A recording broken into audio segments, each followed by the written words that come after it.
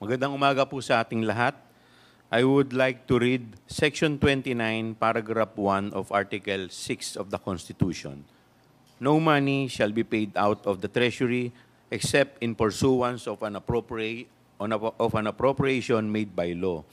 And Section 24 states that all appropriation, revenue and tariff bills, bills authorizing increase of public debt, bills of local application, and private bills shall originate exclusively in the House of Representatives.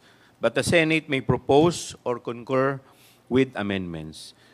In a democratic republic such as ours, governmental powers are divided among three branches. Power of the sword to the executive, power of the pen to the judiciary, and the power of the purse is assigned to Congress. The power of the purse directly affects the lives of the people. We, the legislature, assumes the role of formulating spending and taxing policies. Saan huhugutin at paano gagastusin? Ang gastusin ng gobyerno at ang buwis na ipinapataw sa mamayang Pilipino upang suportahan ang mga gastusing ito ang nagdidikta kung saan ito ilalaan na siyang nakakaapekto sa galaw at paglago ng ekonomiya. Ito rin ang paraan upang magkaroon ng income redistribution. May apat na parte sa budget process. Number 1, preparation. Number 2, legislation. Number 3, execution. And number 4, accountability. Habang ang ehekutibo ang naghahanda ng budget, tayo sa Kongreso ang nagbabalangkas ng batas ng budget.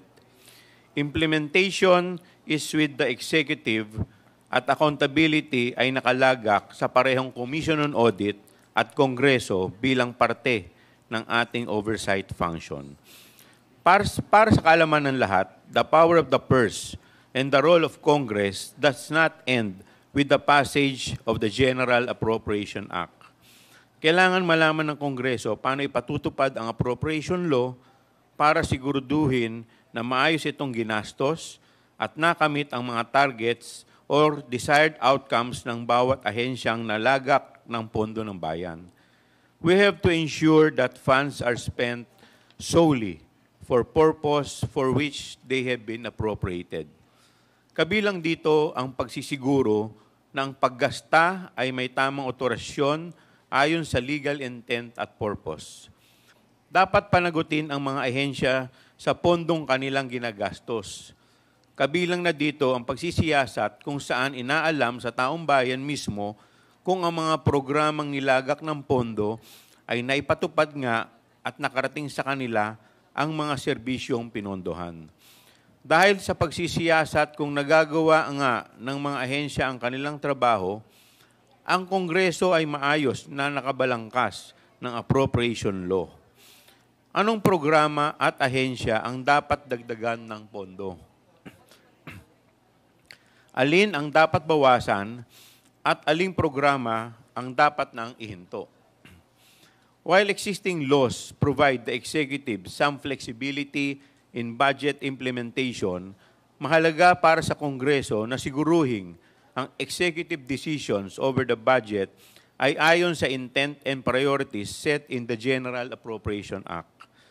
Karapatan ng Kongreso humingi ng paliwanag mula sa mga ahensya ng ehekutibo ukol sa kanilang pinansyal na desisyon, kabilang na sa pag-withhold, delay ng release ng pondo.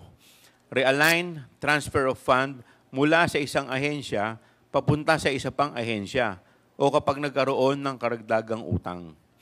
Effective budget oversight requires access to financial data that can be used to verify or validate agency reports. Sa madaling salita, importante sa Kongreso na sagutin ang mga katanungang may kinalaman sa paggamit ng pondo. Importante din na ang isang independent constitutional body kagaya ng Commission on Audit na may presensya sa lahat ng government offices upang matulungan ang oversight initiative ng lehislatura. Ito ang power of the purse ng Kongreso. There may be arguments of extending parliamentary courtesy to several high offices of the executive.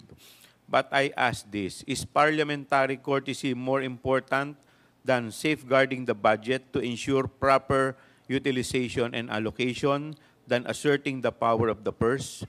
Is parliamentary courtesy going to answer for social programs needing allocation?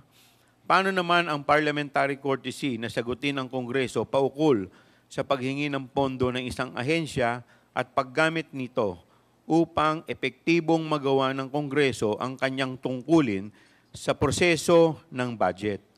With this, I now recognize the Honorable Rolando M. Valeriano of 2nd District of Manila for his remarks.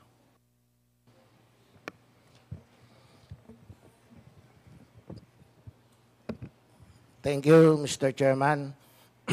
My fellow House members, the general public watching the live streaming of this public hearing, mga kababayan, magandang araw po. Nagpapasalamat po ako sa liderato ng Kamara sa kanilang referral ng aking September 3 privilege speech dito sa Kapita-Pitagang Committee on Good Government and Public Accountability.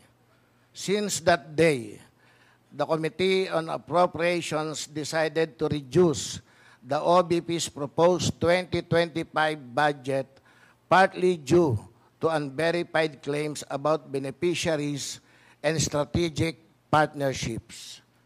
Ang pagtanggi ni Vice President Sara Duterte na sagutin ang mga tanong tungkol sa kanyang panukalang budget at ang questionable niyang paggastos sa mga nagdaang OBP budget na sinita ng Commission on Audit ang mga dahilan kung bakit tayo narito ngayon.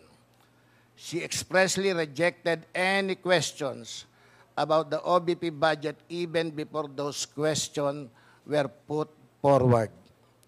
Her claim of leaving it to the House to do what it thinks is right is just a palusot, a smoke screen, a cover because she does not want to provide proof for the numbers she stated in her PowerPoint presentation. The OBP socioeconomic programs are supposedly for implementation in the National Capital Region only. The OBP budget do not indicate any allocation or distribution for the provinces. Mahigit 3 weeks na po mula nung unang OBP budget hearing.